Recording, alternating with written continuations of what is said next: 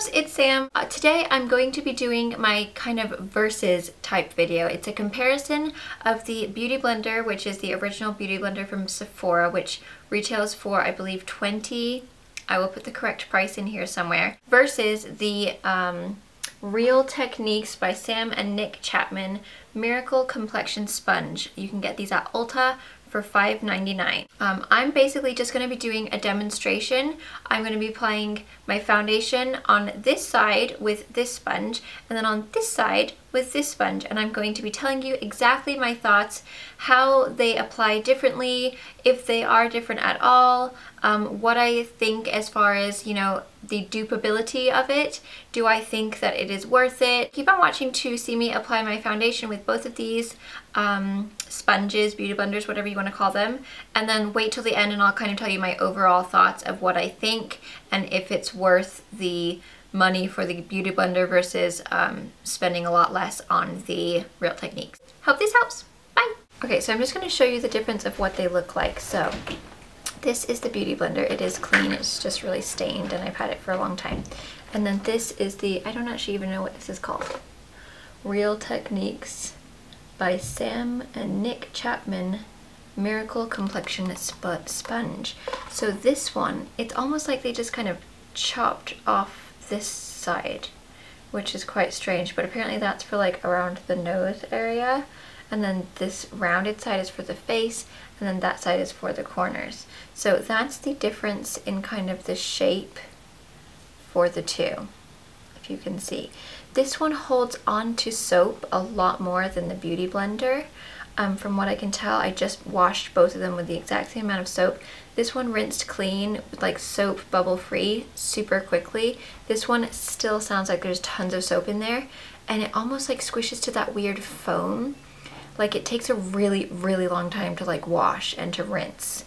So that's a downside for me because I don't have much time. I want to get it done quick. Beauty Blender wins in that aspect. So this side of my face I will use this, and then this side of my face I'll use the Beauty Blender. I'm going to use my foundation that I always use so that I know exactly like that, you know, I'll know if it's doing good or not. So I'm just going to take my Urban Decay Naked Skin and I'll do this side first. So I'm just going to start off with the rounded side because that's the side that it said to use for the majority of your face. And I do have a few breakouts. I used a new mask and it totally made me break out, so you'll be able to get a good idea as far as coverage goes. I mean, I suppose it is quite good if you're trying to draw a line right down the center of your face because it has that kind of sharp edge. And please excuse my foundation, it's a little bit too dark for me right now because I need to self-tan, so just ignore that. Okay, so that's that side. Now I'm just going to go and use my Beauty Blender on the other side. It feels to me as though the Real Techniques one is a little bit more dense. It's not quite as bouncy as the Beauty Blender. So for me, it feels like you have to work kind of a little bit harder. Like I feel like this Beauty Blender one, I'm almost done, you know, like it gets a little bit more surface area, if that makes sense. I just feel like you can get more coverage, or not more coverage, but more of your face covered in a quicker amount of time. So there's the difference in the two sides. It feels like this kind of soaked up, I mean it is brand new so that could be the reason, but it kind of soaked up more product than went on my face. Okay, let's do the concealer. I'm just using my MAC NC or NW20 Pro Longwear that is almost gone. And I'm gonna do my normal routine of how I would do my concealer on each side. Okay, so let's do this side first for the concealer. So I'm gonna take the more pointy side.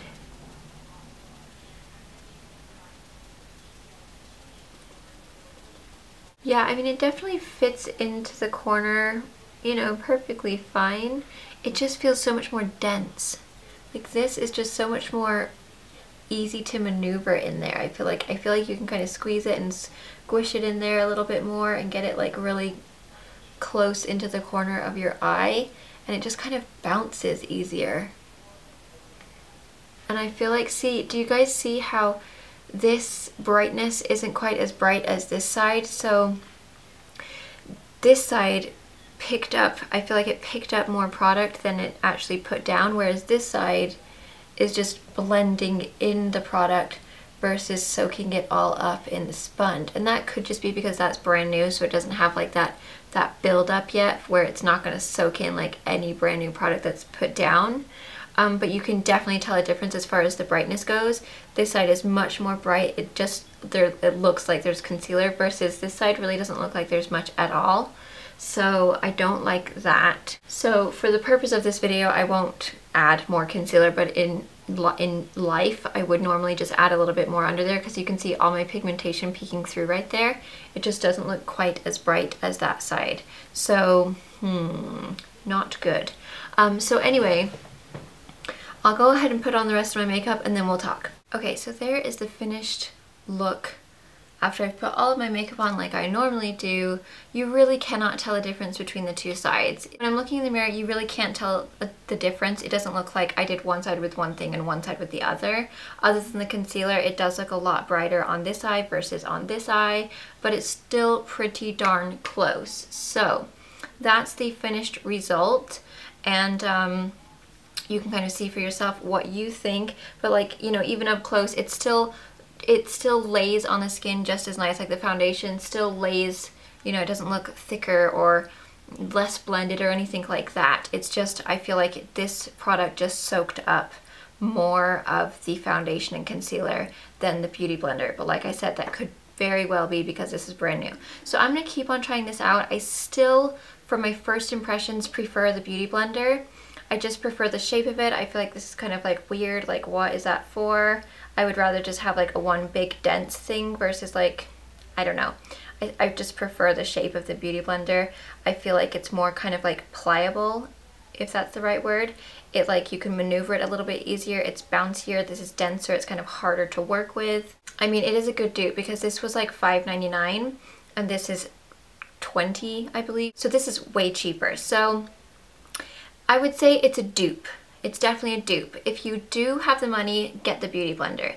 If you don't have the money, you'd be perfectly fine using this, and if you've never used the Beauty Blender, you'll probably love this. But in comparison, I still prefer the Beauty Blender to this, but it's a very, very good dupe for a lot less money. So I hope that that kind of helps you make up your mind. Having both of them, I much prefer the Beauty Blender. That's my thoughts on Beauty Blender versus Real Techniques.